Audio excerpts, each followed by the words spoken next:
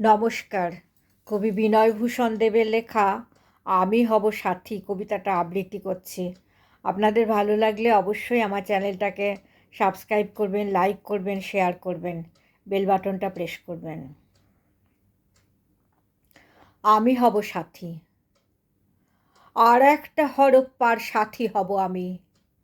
বাঁচতে চাই সহস্রাব্দের কয়েক শতক, ভুলে যাব শোক, ধ্বংসের প্রলয় রোষে বসে যাবে মাটি। আদি সপ্তগ্রাম সুতানুটির সমাধির ঘাটে হবে কঙ্কালের ফসিল। নৃতত্ত্ববিদ মাটি খুঁড়ে দীর্ঘকাল ঘুমন্ত শহরের খুঁজে নেবে মিল। আমি হব সাথী। ছিল শহর কলকাতা, উদ্ভাসিত হবে রাতারাতি।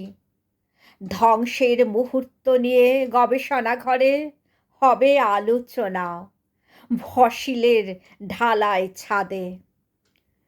ক্ষয়ে যাওয়া কঙ্কালের হাড় হবে গোনা, রসায়নাগারে আকৃতির হবে মূল্যায়ন।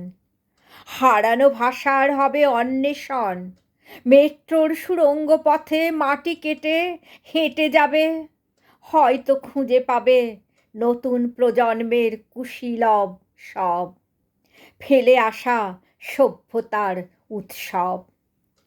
ভাঙাচোরা সিঁড়ি, কংক্রিটের আস্তরণ, ধ্বংসের ভয়াল স্মৃতির হবে অন্বেষণ।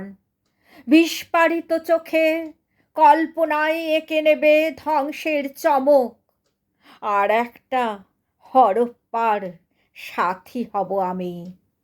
বাঁচতে চাই সহস্রাব্দের কয়েক শতক, আর একটা হরপ্পার সাথী হব আমি।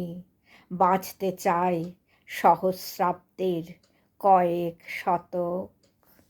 নমস্কার।